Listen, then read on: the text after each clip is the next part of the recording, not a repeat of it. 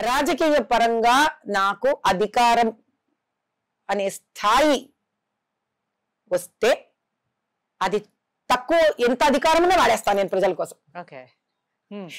కాబట్టి ఆ తర్వాత ఆ ముందు అధికారం ప్రజలు నాకు ఇవ్వాలి, ఆ తర్వాత నాకు ఇంకా అధికారం ఇవ్వాలా లేదా అని ప్రజలు నిర్ణయించుకోవాలి.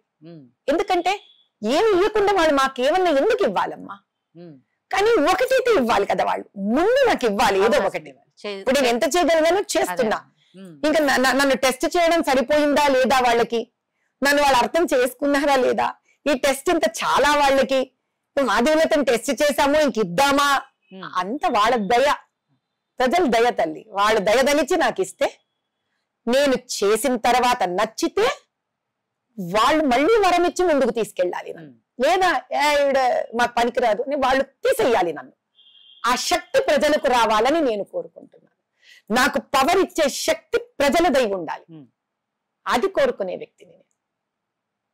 డెఫినెట్ గా మాధవీలత గారు, మీలాంటి నాయకులు, రాజకీయ నాయకులు ఇప్పటి రాజకీయాలకు డెఫినెట్ గా అవసరము, ప్రజలకు అవసరం ముఖ్యంగా. కాబట్టి ఆ ప్రజలే మీకు అవకాశం ఇచ్చి గెలిపించుకుంటారు.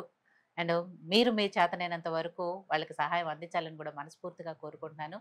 ఇంకో మహిళగా ఇలాంటి మహిళలు ఇంకా చాలా మంది రాజకీయాల్లోకి రావాలి, రాజకీయాలనే కాదు ప్రతి రంగంలో కూడా వాళ్ళు ముందుండి రావాలని చెప్పేసి మనస్ఫూర్తిగా కోరుకుంటున్నాను. నాకు కనుక ఈ ప్రజలు భగవంతుడు పవర్ ఇస్తే తల్లి, నేను రాజకీయాల నుంచి నిష్క్రమించే లోపు వందల వేల స్త్రీలను తయారు చేసి బయటకు వస్తానమ్మా.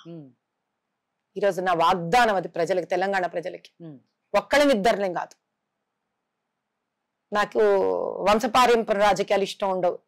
నా పిల్లల్ని నేను తీసుకొని రాను, ఓపెన్ గా చెప్తున్నా.